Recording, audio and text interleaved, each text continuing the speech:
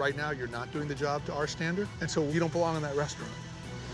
There's no answer you could possibly say right now to me, none, that is going to be acceptable. Today, we're looking at real undercover boss employees who got brutally fired, caught red-handed, mid-attitude, mid-power trip, all while the boss they're insulting is literally their CEO. We'll hit 4 of the wildest cases. 1. The Checkers and Rallies meltdown, the Florida fryer freakout. All right, first up, the Undercover Boss episode that turned a burger shift into an HR apocalypse. It's 2012. Rick Silva, the CEO of Checkers and Rallies, decides to go undercover in Florida to see how things are running. He's disguised as a crew trainee hairnet, fake stubble, everything. The plan? Learn about daily challenges, understand worker morale, maybe fix a few corporate blind spots. The reality? He accidentally walks into a franchise managed by a guy named Stevens, and it's like walking into a war zone run by a man with a megaphone and unresolved issues. From minute 1, Stevens is barking at everyone. The crew's juggling drive-through orders, frying baskets, taking payments. It's chaos. Instead of helping, this guy turns up the heat. He berates an employee named Todd for moving too slowly. At first, you think, okay, normal bad day. But then Stevens says, and I quote, he'll beat him if he doesn't move faster. On camera. How many hours do you have right now? So if you go on overtime, I can take you outside and beat you up, right? For a show literally called Undercover Boss. Even the fries were like, oh, we're in danger. You can see the CEO's soul leave his body. Rick's fake trainee persona just crumbles. And this is the moment that makes Undercover Boss history. Rick Silva doesn't wait for the hotel reveal, doesn't call corporate, doesn't even finish his shift. He rips off his disguise mid-scene. Mustache off, cap off, wig off, he's done pretending. The camera zooms in, he looks Stevens dead in the eyes and says, I'm Rick Silva. I'm the CEO of this company, and this is not how we treat people. The CEO for this company. Boom, mic drop, fryer off. He tells everyone to stop working, shuts the restaurant down on the spot. You can almost hear the producers panicking behind the scenes because that's not supposed to happen. Usually the big reveal is at the end, but this man was so furious, he went to the full season finale halfway through lunch rush. Afterward, Rick confirms the restaurant was closed temporarily and the manager was disciplined and removed. Right now, you're not doing the job to our standard, and so you don't belong in that restaurant. This clip went mega viral. Millions of views. People were calling Rick Silva the most relatable CEO alive. You know a manager's bad when the CEO of a fast food chain looks at the workplace and says, this is too toxic for burgers. The real takeaway? Never ever threaten to beat your staff while being filmed by CBS. That's not leadership, that's career self-sabotage in HD. 2. Retro fitness. The personal trainer who forgot the personal. Sometimes Undercover Boss is all about inspirational leadership moments. And then, sometimes it's about watching a CEO realize one of his gyms has a trainer who thinks motivating clients means roasting them like he's hosting amateur stand-up night. The guy going undercover is Eric Casaburi, the actual founder and CEO of Retro Fitness. So Eric disguises himself as Barry, a new trainee learning how the gyms operate from the ground up. Enter our problem. Jacqueline, a front desk associate who somehow believes her job description reads coach, therapist, and full-time trash talker. Within minutes of arriving, Eric realizes something's off. Now here's the part that really gets Eric. Retro Fitness markets itself as judgment-free, friendly, positive energy, the opposite of that hyper-aggressive, no pain, no gain gym stereotype. And this girl is out here giving the exact stereotype the company works against. I'm telling you this way. I'm telling you. Well then, that's why. Meanwhile, Barry, aka the CEO in disguise, is struggling through the job, and Jacqueline mocks him too. But Jacqueline isn't done. During a break, she casually brags that she doesn't really care about the clients. She's only there to clock out and chill after. This is the moment every viewer sits back and goes, "Oh, girl, your days are numbered." Like this, taking pictures of myself. You can run your gym the way you want it to run. You can have your employees not take out their phone and take selfies all day, but that's what I like to do. Fast forward to the reveal. Eric sits across from Jacqueline. No wig, no fake beard, just pure CEO energy. Jacqueline walks in with that same cocky smile until Eric says the words, "I'm Eric Casaburi. I'm the founder and CEO of Retro Fitness Silence." You could hear a kettlebell drop. Eric explains calmly that Retro Fitness is built on positivity, member support, and encouragement, and that Jacqueline's approach not only violated company culture, but actively damaged the emotional experience of the gym. Jacqueline tries to deflect. She says it was just jokes. There's no answer you could possibly say right now to me, none, that is going to be acceptable.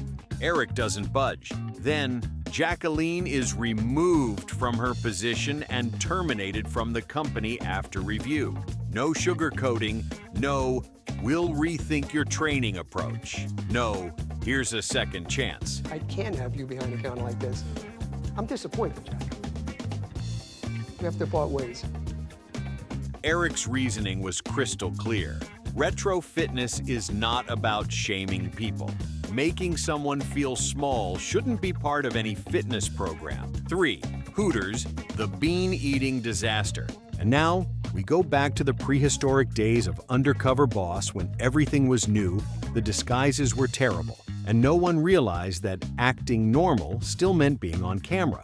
This one's legendary. The year is 2010. The company, Hooters, the restaurant known for wings, beer, and orange shorts. The boss, Kobe Brooks, the CEO, and the villain of the day, a local manager named Jim. This man took unprofessional and made it an Olympic sport. During one of his shifts, Jim decides it'd be fun to hold a contest with his waitresses. Whoever finishes a plate of baked beans the fastest gets to leave early. The losers, staying clean. Come on, girl. Who wants to go home? Oh, look. Ooh, doggy. The waitresses are mortified, but they do it because what else can they do? He's their boss. Even the customers in the restaurant look uncomfortable. When CEO Kobe Brooks watches the footage later, his face goes through 12 stages of HR horror.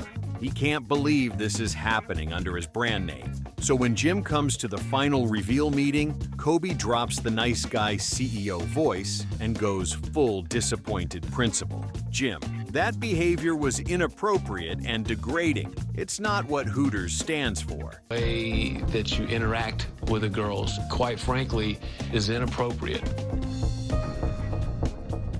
You're no better than they are. This was workplace humiliation with condiments. The result? Jim was disciplined and later terminated after corporate review. Hooters even issued an official apology and retrained managers nationwide. That's how iconic this firing was.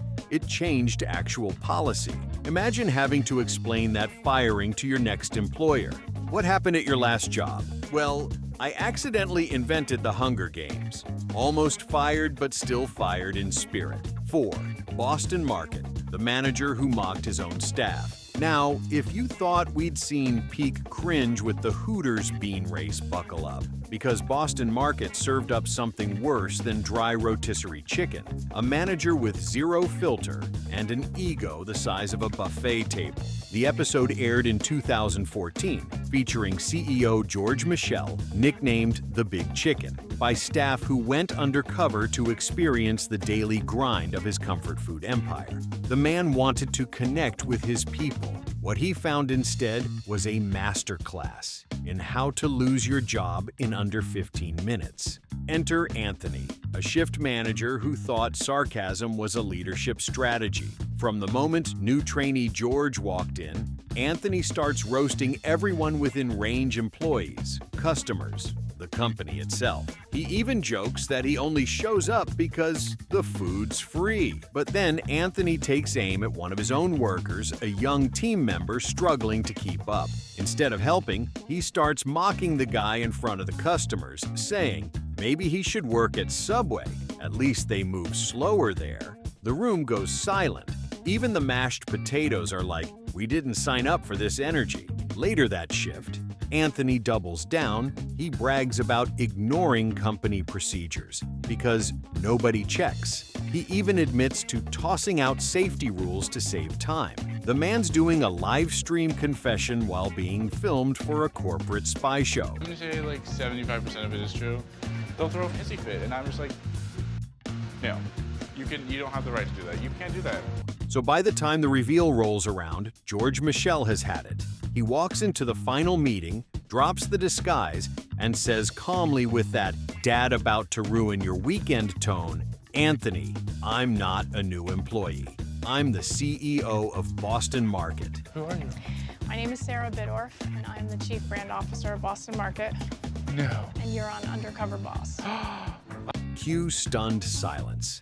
Anthony's eyes go full Windows XP error. George continues, "I was shocked by the way you spoke to your team and by how little you seem to care about our customers." Anthony tries to laugh it off, saying, "That's just my sense of humor." George fires back, "Then it's not funny anymore. You're done here." Boom. Fired. On camera. After the episode aired, Boston Market released a statement confirming Anthony was terminated for unprofessional behavior and that the company reinforced manager training policies across its stores. Let's speed run a few honorable mentions. White Castle, The Bathroom Breakdown, CEO. Jamie Richardson went undercover and met a shift leader who openly mocked coworkers and ignored basic hygiene. Didn't get officially fired on camera, but the post-show statement, employment terminated. Translation, bye-bye sliders, hello LinkedIn. The Rule Breaker, CEO. Catherine Monson found a supervisor who bragged about ignoring orders. Not violent or mean, just weirdly proud of rebellion. The follow-up meeting? Let's just say the sign business replaced one sign. Now hiring. Each of these people forgot the cardinal rule of reality TV. I hope you enjoyed the video. If you like this video, you will like the next one as well.